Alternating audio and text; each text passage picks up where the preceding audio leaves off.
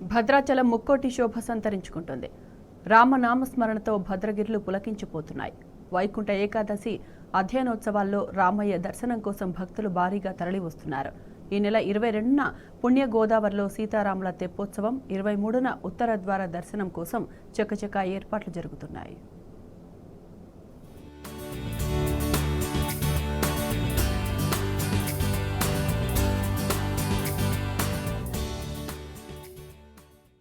దక్షిణ భారతదేశ అయోధ్యగా పేరుగాంచిన భద్రాచలంలో ముక్కోటి ఏకాదశి పర్వదినోత్సవానికి ప్రత్యేకత ఉంది. వైకుంఠ ఏకాదశి నాడు ఉత్తర ద్వారం గుండా శ్రీరామచంద్రుని దర్శించుకుంటే సకల పాపాలు తొలగిపోతాయని భక్తుల నమ్మకం.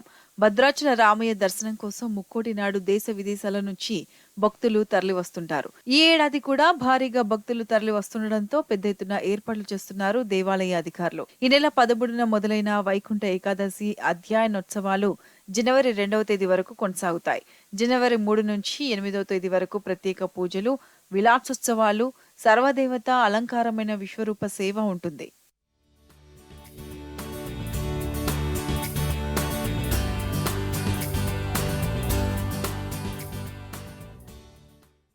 భద్రాది వైకుంఠ ఏకాదశి అధ్యయనోత్సవాల్లో ప్రత్యేక పూజలతో పాటు రామచంద్రమూర్తి రోజుకో అవతారంలో భక్తులకు దర్శనమిస్తారు. దశావతారాల్లో దర్శనమివ్వనున్న భద్రాది రామయ్య తొలి రోజు మత్స్యావతారంలో భక్తులను కటాక్షించారు. భద్రాదిలో వైకుంఠ రాముడికి జరిగే ప్రధాన ఉత్సవాలలో ముక్కోటి కూడా ఒకటి.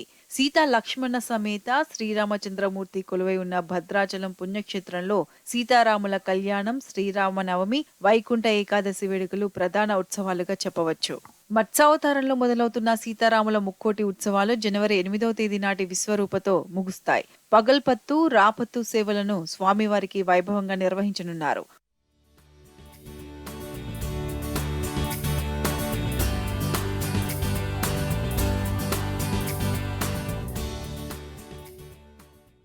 ముక్కోటి ఉత్సవాలకు సుమారు 1,00,000 మంది భక్తులు తరలివస్తారని అంచనా.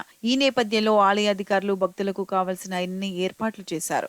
వసతి, తాగునీరు, పారిశుద్ధ్యం, ప్రాథమిక చికిత్స కేంద్రాలు, స్వామివారి లడ్డు ప్రసాదాలు, సెక్టార్ టికెట్లు ఏర్పాట్లు పూర్తి చేశారు. సుమారు 1,20,00,000 వ్యయంతో ముక్కోటి ఏర్పాట్లు చేపట్టారు. ఈ నెల 22న సీతారామచంద్రమూర్తులకు తెప్పోత్సవం, గోదావరి నదిలో హంస వాహనంపై అంగరంగ వైభవంగా జరగనుంది. 23 తెల్లవారుజామున స్వామివారు ఉత్తర ద్వార దర్శనం కన్నుల పండుగగా జరగనుంది.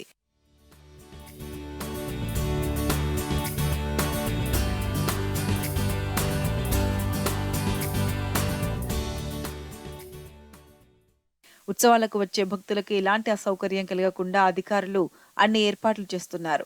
ఇప్పటికే భక్తులకు స్వామివారి ఆహ్వానం పలుకుతూ స్వాగత ద్వారాలు ఏర్పాటు చేశారు. భక్తుల కోసం 2 లక్షల స్వామివారి లడ్డు ప్రసాదాన్ని సిద్ధం చేస్తున్నారు. ఉత్తర ద్వార దర్శనం కోసం ఇప్పటికే ఆన్లైన్లో టికెట్లు, ఆయా కార్యాలయాల్లో టికెట్లు విక్రయాలు చేస్తున్నారు. విద్యుత్ దీపాల అలంకరణతో దేవస్థానం కొత్త శోభను సంతరించుకుంది. స్వాగత తోరణాలు, ద్వారాలు, భక్తుల కోసం సూచిక బోర్డులు ఏర్పాటు చేశారు.